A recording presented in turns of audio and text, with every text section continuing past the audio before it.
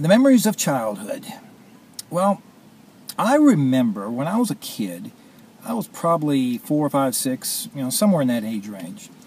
My family lived at this house where it had this huge yard, huge front yard, huge backyard, well, at least to a little kid. When you're a little kid, everything is huge. And my parents loved the garden. And so from my memory, they dug up the entire yard and planted a garden. And it was fun, because to the creative mind of a little kid, there's that difference, that array of possibilities creates so many different possibilities, And I remember there was even this tree that was located in the middle of it all.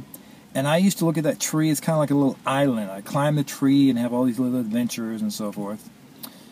That's kind of my experience, my background in gardening. It didn't translate into my adulthood. I wish I could say I know X about gardening, but I really don't. But that doesn't take away from the ability to be thoroughly impressed when visiting Thomas Jefferson's Monticello in Charlottesville, Virginia. This man, this is a man from colonial times. He didn't have all the advantages, quote-unquote advantages we have today, but somehow he was always meeting challenges, looking for new advances, looking for new creative ways. We went on this, as the video will show, there's this garden tour, and they take you around and show you the various plants that Jefferson brought back from Europe, and some of them are so exotic. After the tour of the house, I took a walk around that pathway before the garden tour, and I looked at all these plants and I'm like, what in the world is that? What is that colorful thing? And so forth. Well, I think that's one of the magical parts of visiting a place like Monticello. Is here is a man who was always looking to improve upon things, looking to advance and create, and there's something to learn. I mean, even if I'm a novice with gardening, but I can look and experience what Thomas Jefferson created, and I can think, and that can give me some ideas. It's the creative process that all of us are supposed to undertake to make life better and more enriching and more special. And even though I don't have a garden of my own, that creative process that I see Thomas Jefferson employ, he wanted to create an orchard in one part of his grounds, and the flowers and the plants that surround the pathway in his backyard. Backyard, it's huge, and the way that this plateau that he had his workers cut out of the mountain for his vegetable garden. Somehow it helped sustain it. I didn't quite catch it all, but that's the reason to return, to catch more of it. It was on the conclusion of the house tour that we were deposited upon the back grounds here, and there is a pathway that extends all the way around these grounds, and those people there, some of the people, those are some of the gardeners who were attending to the plants that you see.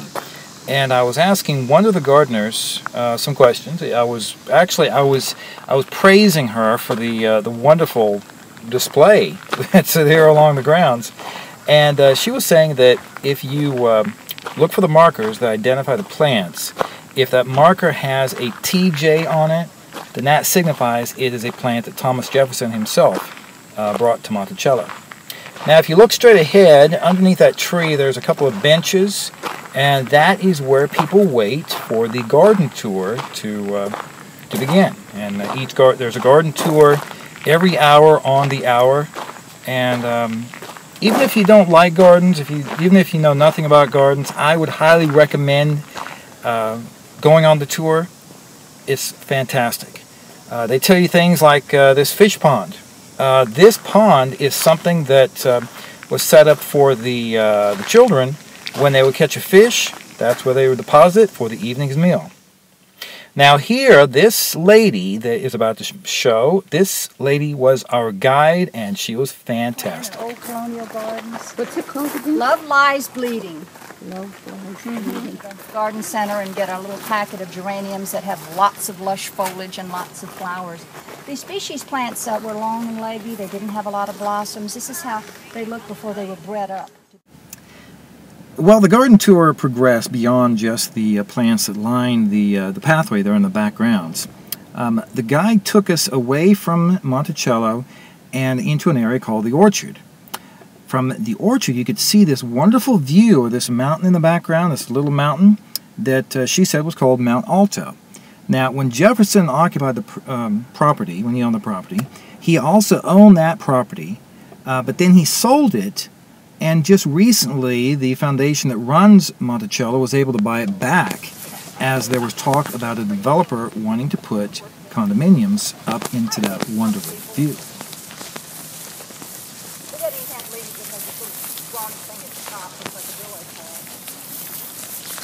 Jefferson would have grasses here, poison ivy, you know, things like ground hail, thunder, you know, all these things are curiosities to Jefferson. So this was the growing land? Yeah, yeah, and his property picturesque. Do you think that stump is picturesque? No. He has a lot of visitors here in his retirement. One slave owner. I have to say that there's really no experience that's quite like visiting a presidential home. And it makes you realize why these men would receive the number of visitors that they did.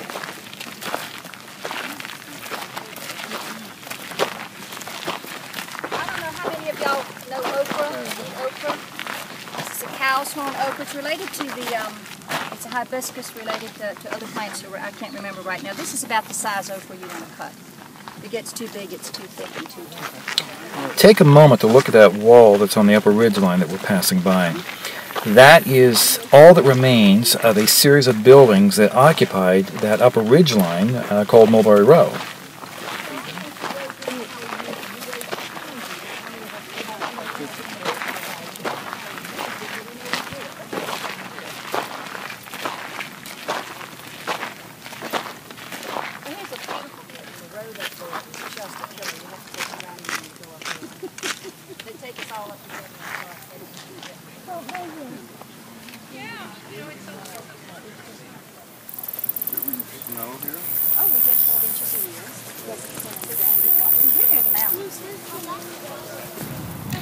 The pavilion that you see right here is not the original one that Jefferson knew, but it is built to the same specifications.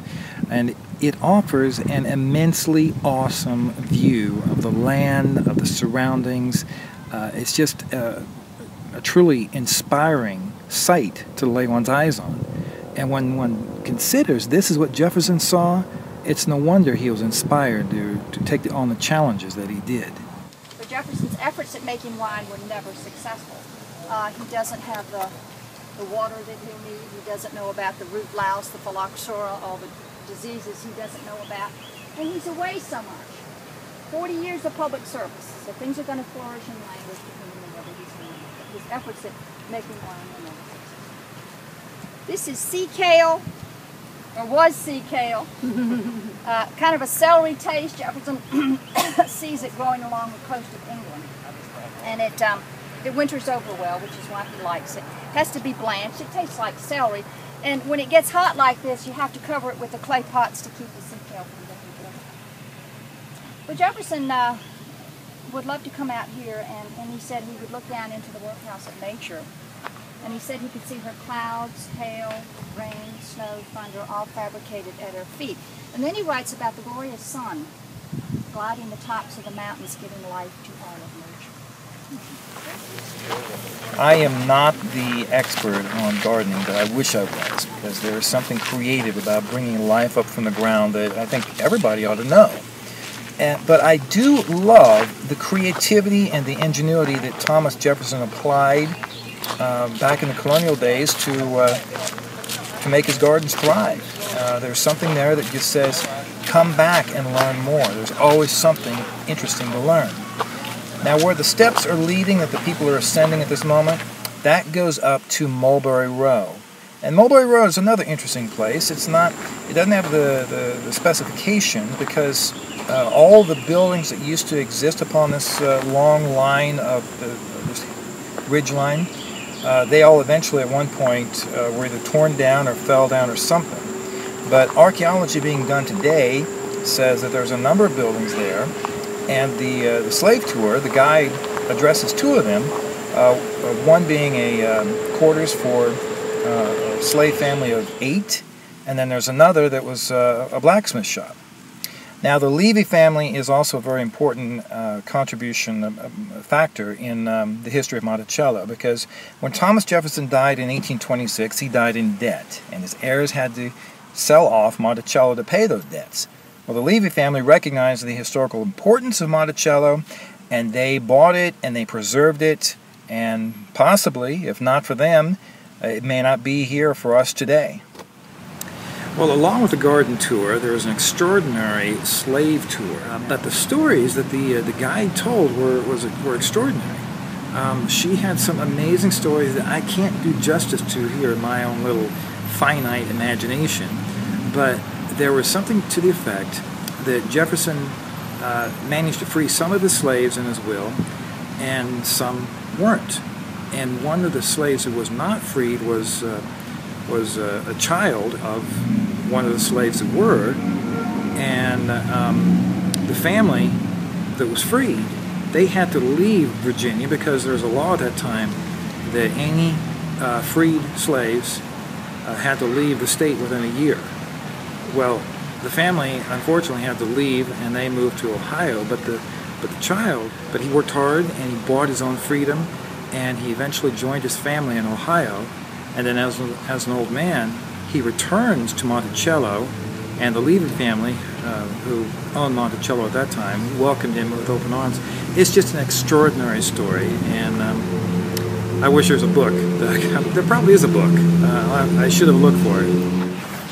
I thought I might add that the slavery tour guide, a couple of things that she was talking to us about here was one of the homes of the slaves, and also the blacksmith shop. Another extraordinary tale about how Thomas Jefferson could tell if who was the harder worker and who was not, simply by work done in the blacksmith shop. It was extraordinary.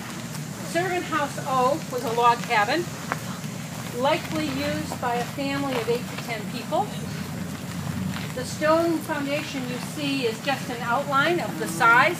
The foundation of this house was not stone, it was log set down on dirt. It was likely a 1-story, maybe a 1.5-story building. Might have had a sleeping loft for a few of the people in this house. Let me ask if there are 8 or so people of your family that you'd like to live with in a house this size. Probably not me, I can tell you that. Likely this family had a bed for the mom and dad over in one corner. The kids had sleeping mats rolled up underneath the bed. Nighttime, they'd pull those sleeping mats out from under the bed and put them either inside the house if the weather was bad, or outside if the weather was not.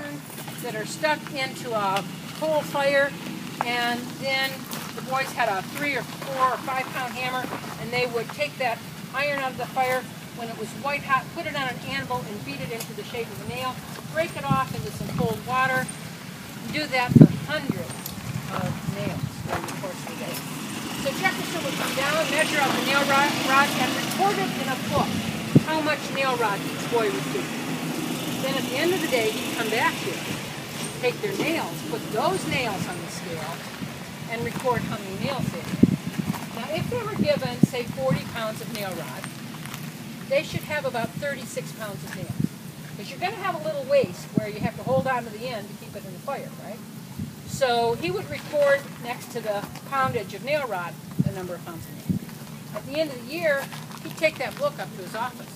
He'd sit down with it, go through it, figure out who had been the best worker in the nail room. Well, there you have it, my friends. That is just a slice of what one will find when visiting Monticello. Of course, there's more than just the gardens. I mean, there's the whole grounds, there's the museum, the gift shop. I mean, it's just a wonderful place to be, and I definitely intend on returning. And I hope everyone who sees this will see Monticello one day for themselves as well.